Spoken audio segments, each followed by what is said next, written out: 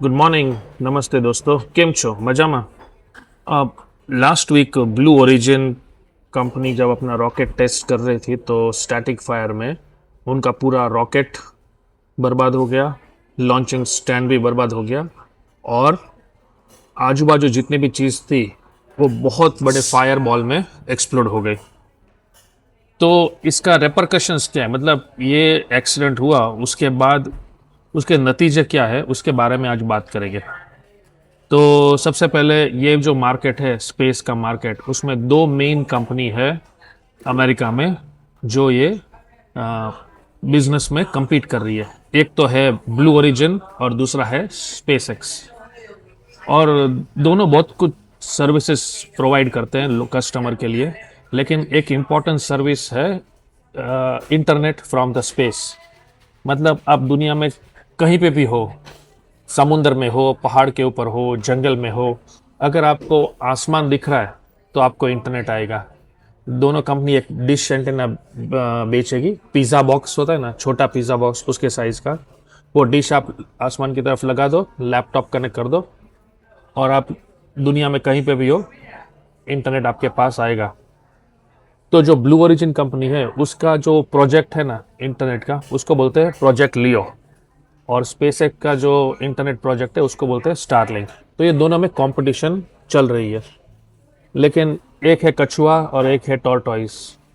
और ये वो कछुआ है जो कभी सोएगा नहीं। अब मैं बताता हूँ कि मैंने एक को कछुआ क्यों बोला है। जो प्रोजेक्ट लियो है उसने अब तक सिर्फ 300 सैटेलाइट ऊपर लॉन्च किए, धरती के चारों ओर 300 सैटेलाइट। और स्टारलिंक है उसने 10,000 सैटेलाइट लॉन्च किए। तो एक ने 300, एक के पास 10,000 सैटेलाइट है, पूरी दुनिया के गोल गोल घूमती रहती है। और जब भी कोई डिश एंटेना सैटेलाइट की तरफ पॉइंट करेगा उसको इंटरनेट आएगा। अब 300, दुनिया बहुत बड़ी है, 300 सैटेलाइट में पूरा कवर भी नहीं हो पाएगा। तो प्रोजेक्ट लियो के इंटरनेट पेइंग कस्टमर कितने हैं? 0, 0। और स्टारलिंक के 10 मिलियन लोग हैं। सोचो, 1 करोड़ लोग स्टारलिंक का इंटरनेट सब्सक्राइबर है और स्टारलिंक को हर महीने $50, $100, $250, डिपेंडिंग अपॉन कौन से देश में रहते हैं, स्टारलिंक को हर महीने दे रहे हैं। तो अगर एवरेज $100 पर मंथ पकड़ो आप, तो 10 मिलियन इंटू 100 इज, 10 मिलियन पे एक जीरो लगाए तो 100 मिलियन, उसके ऊपर एक जीरो लगाए तो 1 बिलियन, 1000 मिलियन इज 1 बिलियन, और 12 महीने का 12 बिलियन। तो स्टारलिंक ऑलरेडी 12 मिलियन का रेवेन्यू है, प्रोजेक्ट लियो का 0। और ये जो लॉन्च टावर है जहाँ पे रॉकेट लगा के उड़ाते हैं, ये launch tower is one of the most complicated mechanical design, बहुत ही कॉम्प्लिकेटेड है।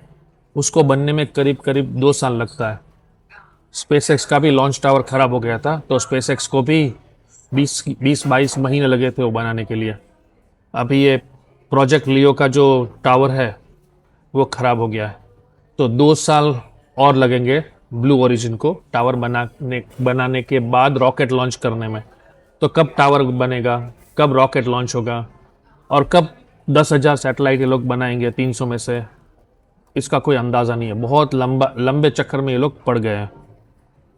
और ऐसा नहीं है कि ये खरगोश है, वो स्पेसएक्स का जो खरगोश है वो सो रहा है, राइट? ये खरगोश भाग ही रहा है, राइट?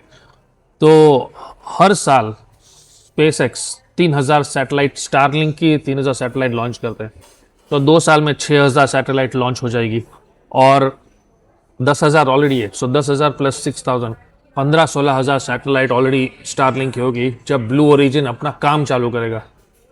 तो मुझे नहीं लगता है कि ब्लू ओरिजिन कभी भी स्टारलिंक को पहुंच पाएगा, और पूरा धंधा है वो पूरा स्टारलिंक ले लेगा। तो अगर आप ब्लू ओरिजिन के सीईओ हो, जेफ बीजोस, तो आप क्या करोगे? एक बहुत बड़ा क्वेश्चन मार्क है। क्या आप 2 साल रुकोगे लॉन्च पैड बनने के लिए, या फिर आप स्पेसएक्स को बोलोगे कि भाई तुम स्टारलिंक का सैटेलाइट डाल रहे हो, हमारा भी सैटेलाइट डालो, हम आपको पैसा देंगे। और इलॉन मस्क ने हाँ भी बोला है कि हम अपने कॉम्पिटिटर लोगों का भी सैटेलाइट हम लॉन्च करने के लिए, हमको प्रॉब्लम नहीं है। इसका एक और बहुत बड़ा डिसीजन होने वाला है कि अभी क्या होता है, प्लेन में आपने ट्रैवल किया है, मैंने भी किया है, इतना घटिया इंटरनेट है प्लेन के ऊपर, राइट?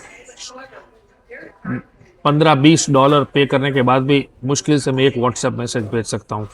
लेकिन अभी प्लेन के ऊपर स्टारलिंक एंटेना डिश डाल रही है अमेरिका की सब बड़ी एयरलाइंस, जैसे यूनाइटेड एयरलाइंस है, अमेरिकन एयरलाइंस है, एमिरेट्स फॉरेन की है, बट अमेरिका की बात करें तो यूनाइटेड, अमेरिकन, वो सबसे बड़ी दो एयरलाइंस है, वो डाल रही है। और इंटरनेशनल में Emirates, Lufthansa, British Airways, Qatar Airways और सिंगापुर एयरवेज।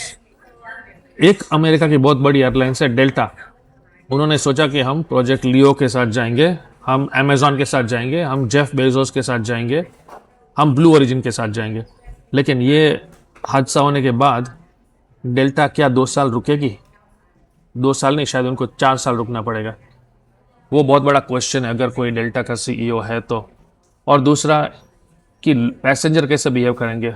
मैं अपना बता सकता हूँ, अगर मैं फ्लाई कर रहा हूँ और दोनों प्लेन का टिकट करीब करीब सेम है, एक में स्टारलिंक सैटेलाइट है और दूसरे में नहीं है, डेल्टा में नहीं है और यूनाइटेड में है, तो मैं यूनाइटेड में ही जाऊँगा, क्योंकि इंटरनेट मेरे लिए बहुत ज़रूरी है और बहुत से लोगों के लिए ज़रूरी है। तो अगर डेल्टा ने जल्दी इंटरनेट डाला नहीं तो ऐसा भी हो सकता है कि सब पैसेंजर्स डेल्टा के बदले में यूनाइटेड या अमेरिकन एयरलाइंस पसंद करें, तो डेल्टा का बहुत बड़ा नुकसान हो जाएगा।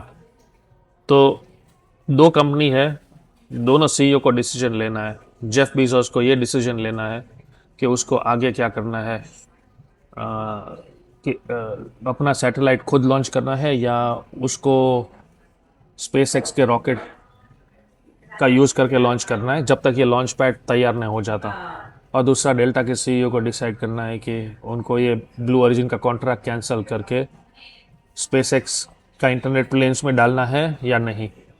और याद रखना है, ये कोई लाइट बल्ब नहीं है, एक बार तुमने स्पेस एक्स का स्टारलिंक डाल दिया प्लेन में तो परमानेंट हो गया, उसको चेंज करना बहुत ही हार्ड है। तो ये जो कस्टमर है ना, फॉर लाइफ है बेसिकली। तो बहुत ही बुरा वीक था ब्लू ओरिजिन के लिए, अमेरिकन स्पेस प्रोग्राम के लिए बहुत बड़ा धक्का है। लेकिन अगर आप इलॉन मस्क हो, स्पेस एक्स हो, स्टारलिंक हो, तो आपके लिए बहुत फ़ायदा होगा ये इंसिडेंट की वजह से। हालांकि वो चाहते नहीं है उनका फ़ायदा हो, लेकिन this is how economics work. एक कंपनी पीछे जाती है तो उसका फ़ायदा दूसरी कंपनी को होता है, ये हम रोक नहीं सकते। Thanks for listening guys.